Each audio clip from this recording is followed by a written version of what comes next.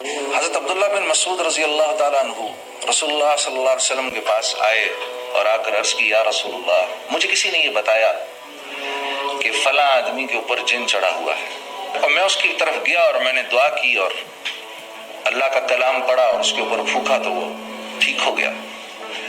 تو اللہ کے نبی مسکرائے، پوچھا عبداللہ تو نے کیا پڑھا اس کے اوپر جا کر؟ کہا یا رسول اللہ، میں نے اس کے کان کے اندر قرآن کی یہ آیت پڑھی، افحسبتم انما خلقناکم عبثا، پوری یہ آیت پڑھ دی میں نے اور اس کے کان میں پھونک دی۔ آپ صلی اللہ علیہ وسلم بڑے حیران ہوئے، عبداللہ بن مسعود کو دیکھا اور پھر آپ نے فرمایا، اے عبداللہ، تجھے پتہ ہے یہ آیت کیسی آیت ہے؟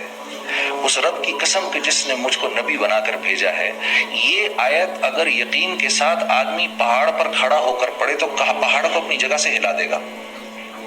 اب میں یہ بات پڑھ رہا تھا، اب مجھے یہ خیال آیا کہ پچھلے 4-5 سال سے کسی اللہ والے نے، کسی نیک بزرگ نے مجھے یہ کہا تھا کہ بھئی دیکھو دن کے وقت یہ آیت پڑھ لیا کرو، دن کے شروع میں یہ آیت پڑھ لیا کرو، اللہ رب العزت تمہارے سارے دن کے کاموں کے لیے کافی ہو جائیں گے، تمہاری دعائیں قبول ہوں گی۔ تو مجھے یہ خیال آیا کہ یہ 3-4 سالوں سے تو میں اس آیت کو پڑھ رہا ہوں، لیکن میں نے کوئی اس کا افیکٹ نہیں دیکھا، نہ اپنی ذات پر دیکھا، نہ کسی اور پر دیکھا۔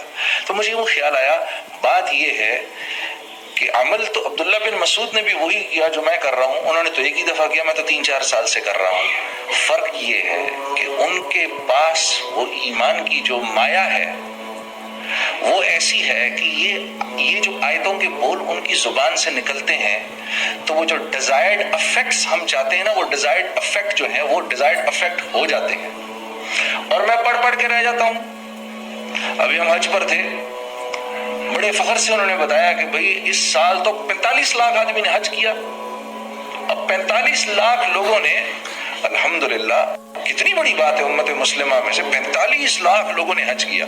لاہور کی آبادی 45 لاکھ کی ہے، تو مکہ اتنا چھوٹا سا شہر ہے، اور 45 لاکھ بندہ مکے میں، اللہ نے ان کے وہاں پر کھانے کا بھی انتظام اور پینے کا بھی انتظام، نہانے دھونے کا بھی انتظام، پانی کیسے خرچ ہوتا ہوگا۔ ادھر دوسری ایمنسٹیز جو ہیں ان کی اویلیبلٹی، وہ کیسے اللہ نے ایک نظام چلایا، اور وہ 45 لاکھ کے 45 لاکھ اللہ سے یہ دعا کرتے ہوں گے، یا اللہ مسلمانوں کو پھر سے عروج نصیب فرما، اسلام کو عروج نصیب فرما، یا اللہ ہماری زندگیوں کو قبول فرما۔ وہ سب کیا کیا دعائیں نہیں کرتے ہوں گے،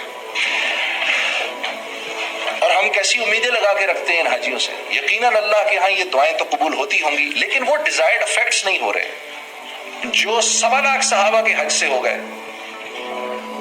انہوں نے تو 30 سال کے اندر 1.25 لاکھ صحابہ ہی تو تھے جب اللہ کے نبی نے اس دنیا سے وصال فرمایا، تو ان کے دنیا سے چلے جانے کے 30 سال کے بعد مسلمان 3 بر اعظموں کے بادشاہ بن گئے، 3 بر اعظموں کے بادشاہ بن گئے۔ کیا ہوا؟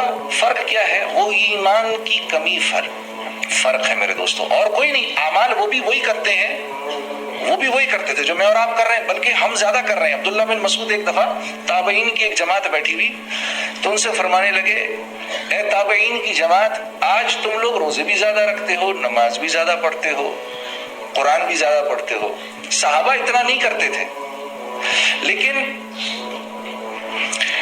اللہ کے ہاں وہ بڑے مقبول لوگ تھے۔ فرق کیا ہے؟ فرق کیا تھا کہ ان کے دل دنیا کی لذتوں اور اس کی حب جاہ اور حب مال سے ان کے دل خالی تھے، اور ہمارے دل بھرے ہوئے۔